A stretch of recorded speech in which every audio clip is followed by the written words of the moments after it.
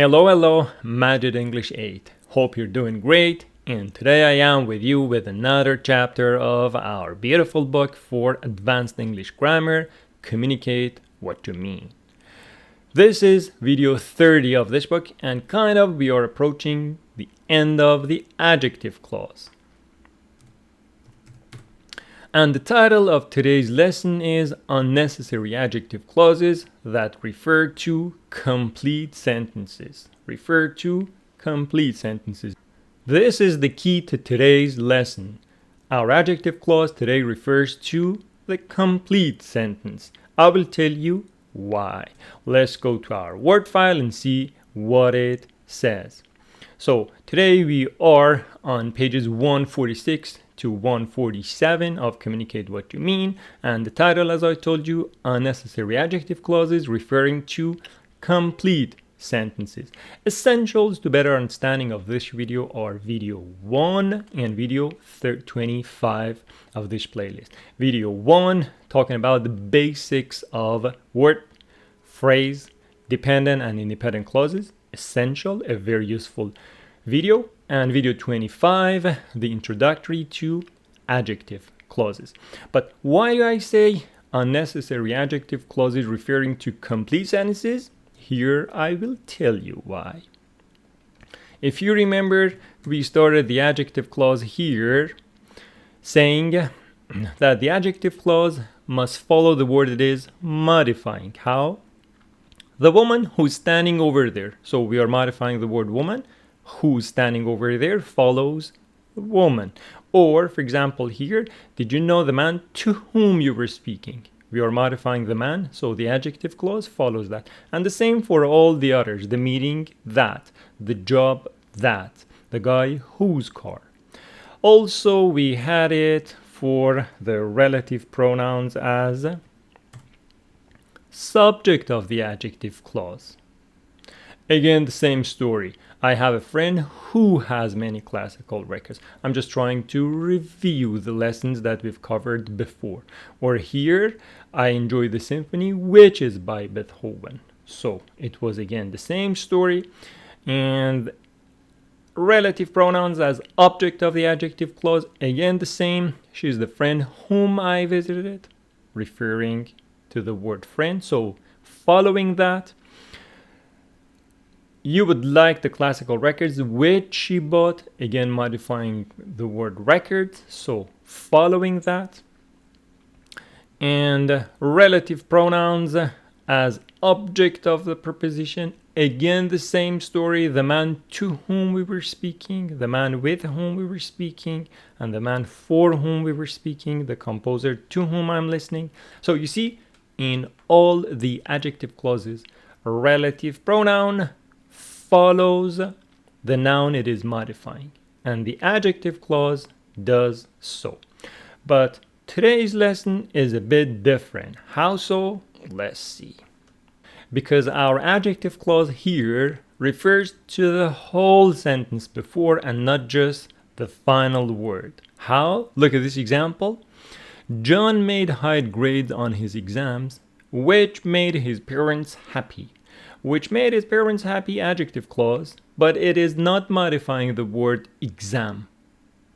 It is not modifying high grades on his exam. It is modifying the concept of John making high grades on his exams, and this made his parents happy. So this means and this made his parents happy. It is an adjective clause. It is unnecessary, and it modifies the idea of the whole sentence preceding. Okay? In this type of adjective clause, always the relative pronoun is which, and always it is preceded by a comma. So comma and which are essentials to this type of adjective clause. Here it is just talking about that, and it says the comma is necessary, so that's why it is incorrect. Now, a bit on our word file. Oftentimes, we tend to speak or write simply. How? Like this. Emily won the competition. This surprised everyone. So, two simple sentences. Someone comes and says, Emily won the competition. and it surprised everyone. A little better, and it is connected by a coordinating conjunction. Another version, Emily won the competition, and this way she impressed everyone. Maybe a little better, but look at this one. Emily won the competition, which surprised everyone. Which surprised everyone. So you see, here we have unnecessary adjective clause modifying the whole sentence before, not just the word competition, which is preceding. It is modifying the idea of Emily winning the competition. And by far, it is better than this version or this version. So you can use it instead of, and this way, and because of that, and this. Look at this example. Tom finished the project early. This impressed his boss. Tom finished the project early and it impressed his boss. Tom finished the project early and because of that he impressed his boss. Or Tom finished the project early, which impressed his boss. Unnecessary adjective clause modifying the whole sentence before. Essentials to this type of adjective clause are the relative pronoun is always which, and the comma is a must. Okay?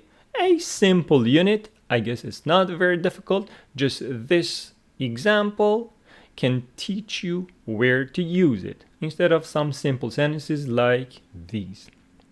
Exercise 15 on 147 says, connect these two sentences together with an adjective clause that modifies the entire statement, the thing that right now we covered. Number 1, the little girl brought her pet frog to class. This surprised the teacher. So the little girl brought her pet frog to class, which surprised the teacher, comma and which.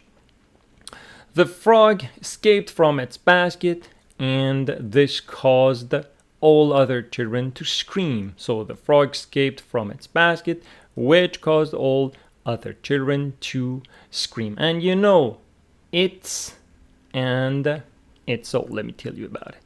So what is it's versus it's?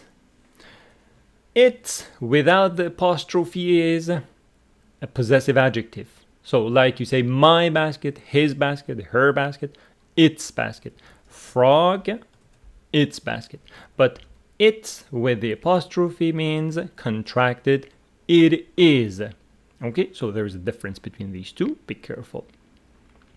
Number 3, the frog jumped on top of a bookcase. This made it difficult to reach. So the frog jumped on top of a bookcase, which made it difficult to reach. Number 4, the students finally recaptured the frog, but it wasn't an easy job. So here you see connected with a but. And the answer, students finally recaptured the frog, which wasn't an easy job. You see, in all of them, the adjective clause is modifying the action, the idea of the whole sentence before. Number 5, while the children were trying to catch the frog, they were screaming and yelling, shouting. All this disturbed the class next door. All this, and because of this, and this. While the children were trying to catch the frog, they were screaming and yelling, which disturbed the class next door. Number 6, the principal of the school. The principal is the head of the school. The principal of the school sent the little girl home. This action made her parents punish her. The principal of the school sent the little girl home, which made her parents punish her. Number 7, the little girl had to stay in her room, and this punishment made her sad. The little girl had to stay in her room, which made her sad.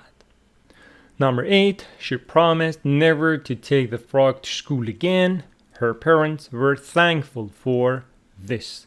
So she promised never to take the frog to school again, which her parents were thankful for. For this action. Or you remember from the previous video we had relative pronouns preceded by a preposition. She promised never to take the frog to school again, for which her parents were thankful. If you are okay with this for which, that's fine. Otherwise, you may go and watch video 29, relative pronouns preceded by a preposition. Exercise 16, 147. So it says, complete the sentences with an adjective clause. Number 1. English is a language that is spoken worldwide. Number 2. I first started learning English in the year when I was 10 years old. Good for you. I think teachers who are passionate about their subject are the best teachers. So subject means the lesson that they are teaching. For example, math is a subject, literature is a subject, science, chemistry, physics, all of them are subjects. But what about the word passionate? What does that mean? Passionate means if you like something very much. But what does Longman say about passionate? Passionate. Passionate, adjective, stress on the first syllable, so meaning 3. This is what we want here. If you are passionate about something, you like it a lot. It says, she developed a passionate interest in wildflowers. What a beautiful collocation. Develop a passionate interest in something. My suggestion, please transfer these beautiful collocations into your vocabulary notebook. Read it over and over, and gradually you see that they are appearing in your writing and hopefully in your speaking. So develop a passionate interest in something. Number 4, teachers shouldn't get annoyed with students who are slow to catch on to things. So it's students who are not as quick as other students to learn something. They are slow to catch on to things. And get annoyed with someone. Preposition with, get annoyed with someone. Number 5, students who practice regularly learn to speak English the fastest. So how can you master your speaking the fastest? Speaking needs vocabulary, needs grammar, and apart from that, it needs you to speak regularly. This way you are activating the passive knowledge that you have and you gain through reading and listening.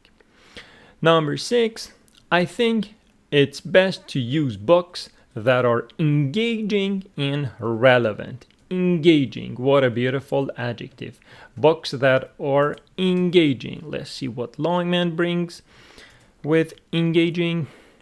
Engaging, adjective. Engaging. Stress on the second syllable. It says pleasant and attractive.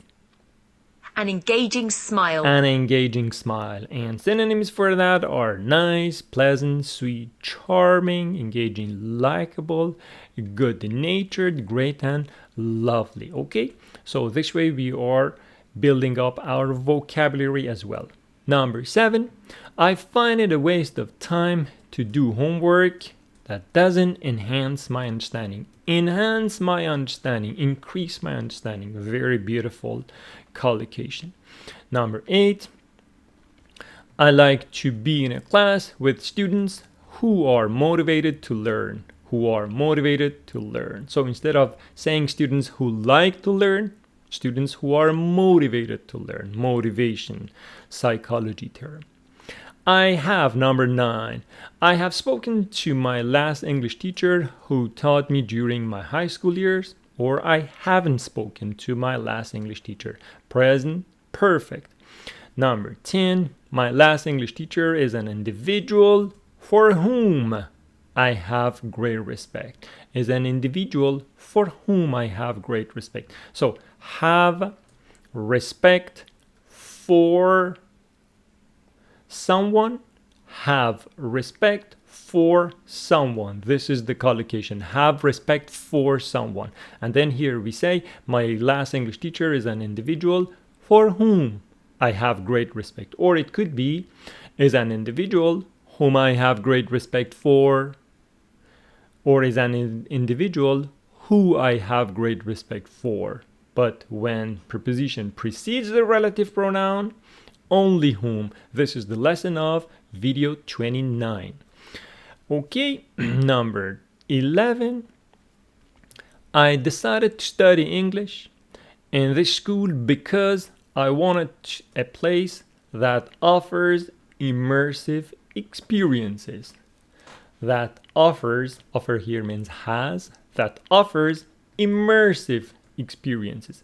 So what is immersive experiences? That is immersive learning. So if you want to learn French, you go to a school that only speaks French. This is called immersive learning.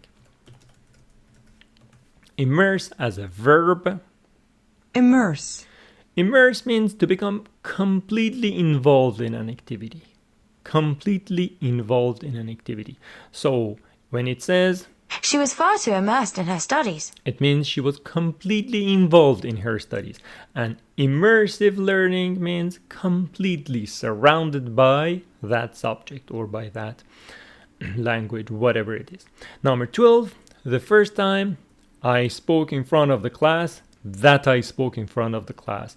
Relative pronoun as object, which is omitted. I was very nervous. Number 13, I have a hard time using English grammar correctly, for which I am trying very hard. For which. Relative pronoun preceded by a preposition. Number 14, I like learning vocabulary that is commonly used in conversation.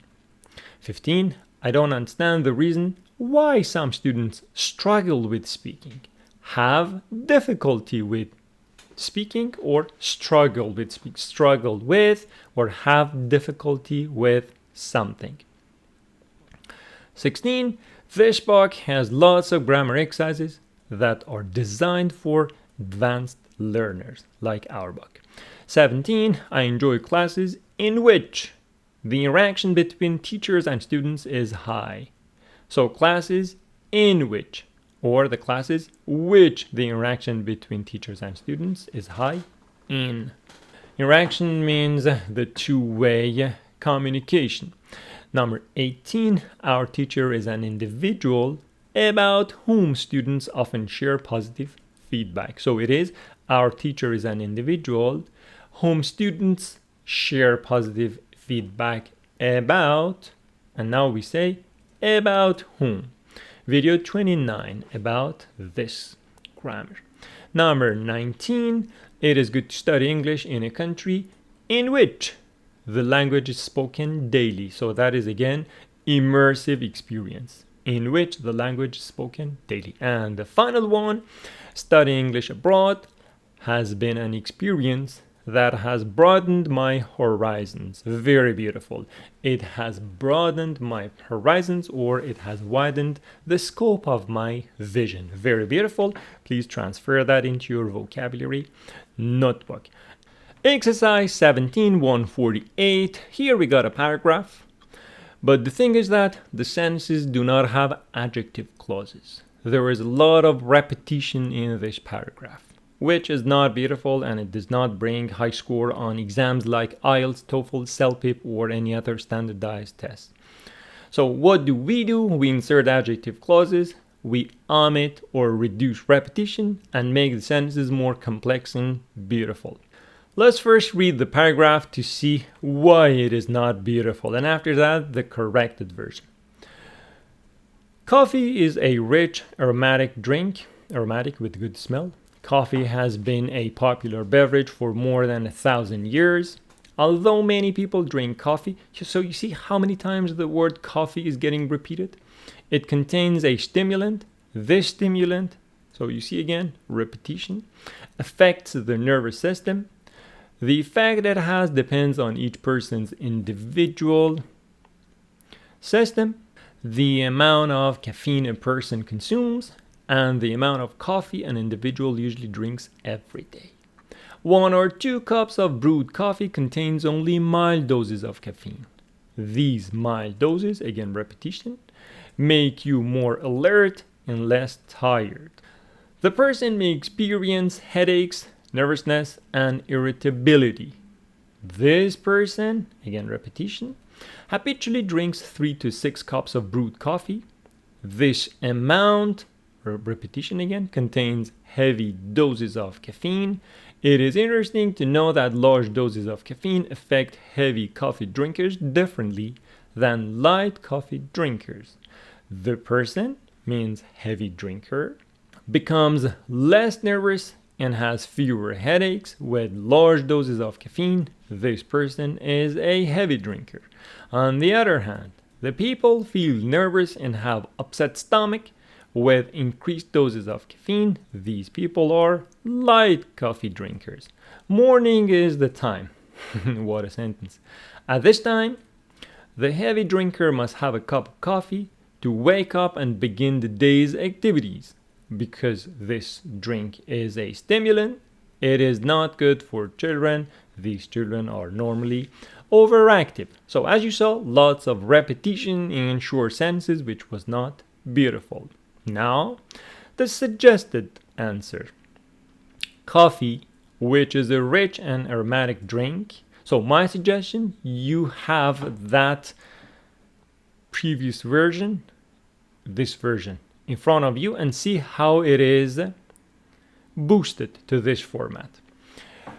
Coffee, which is a rich and aromatic drink, has been a popular beverage for more than 1,000 years. Although many people enjoy coffee, it contains a stimulant that affects the nervous system.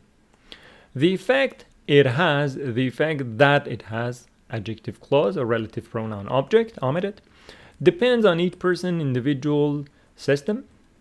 The amount of caffeine consumed, the amount of caffeine which is consumed, the reduced adjective clause, we will talk about in next session, and the daily coffee intake.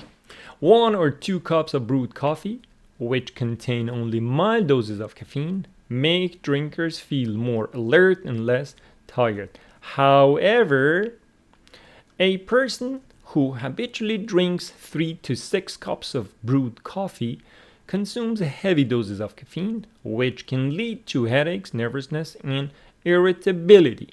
Interestingly, large doses of caffeine affect heavy coffee drinkers who become less nervous and experience fewer headaches, differently than light coffee drinkers who tend to feel nervous and have upset stomachs with increased doses. Morning, when heavy drinkers must have a cup of coffee to wake up and start their day's activities, morning is crucial for these individuals. Because this drink is a stimulant, it is not suitable for children who are often overactive.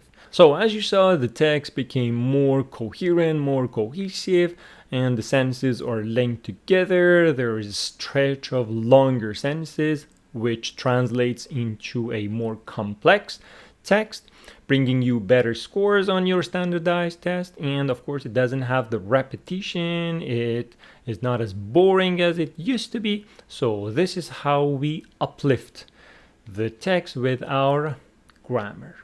Okay, the unit finished, and the upcoming lesson will be on reduction of adjective clauses on pages 149 to 154. A very useful, very important lesson for advanced English learners. But as a unit review, what did we talk about today?